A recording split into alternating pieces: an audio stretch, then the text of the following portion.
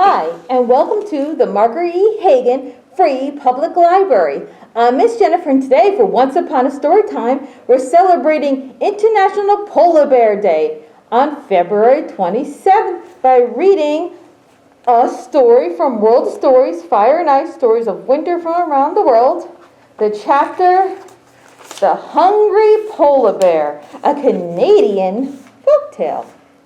A father and his son were away from their village, fishing on the coast of the cold north. They couldn't reach home before darkness fell, so they settled down for the night. They built a wall of ice blocks by a hillside, then sheltered between the wall and the slope, and built a fire to keep the small space warm. The father held onto his harpoon, and the boy clutched his knife in his hand, ready to defend themselves and their catch from other hunters who might want to make a meal of them.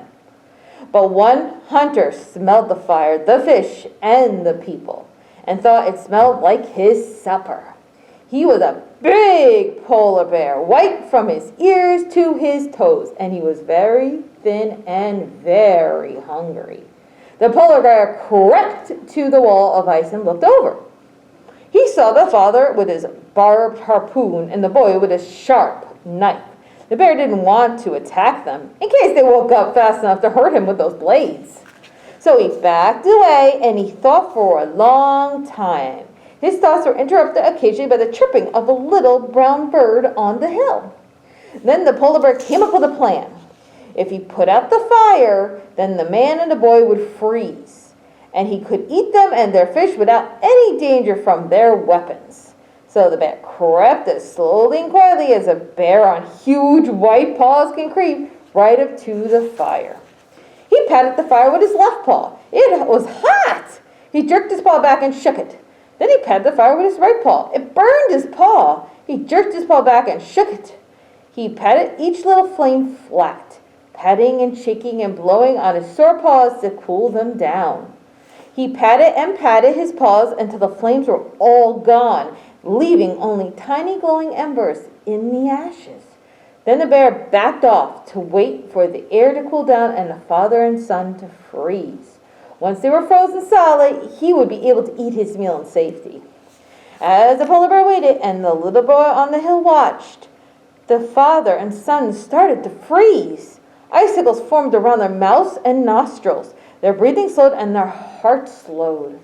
But as the polar bear was deciding which one to eat first, the little brown bird fluttered over to the fire and started to flap his wings as the last ember in the gray ashes.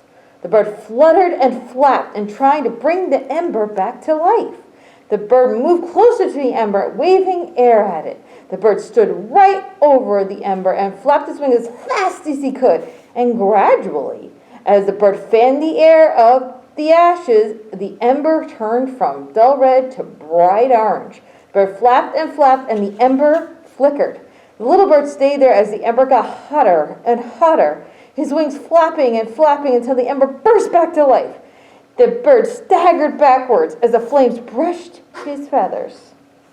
The father and son both took deep breaths and warm air. They sighed and they rolled over. And the polar bear realized he wasn't going to get his supper from behind the ice wall. So he limped away, his paws blackened from the fire he tried to put out. The little brown bird slowly flew back to his low bush on the snowy hill. The father and son woke up safe the next morning and returned to their village, never knowing the danger they had been in, nor the kindness and bravery that had saved them. So that is why polar bears are white all over, except for the black skin on their paws. And that is why we all know that the little brown bird with the bright red breast, which is still glowing with the heat of the fire, he flamed back to life. Thank you, and I'll see you for next Once Upon a Storytime.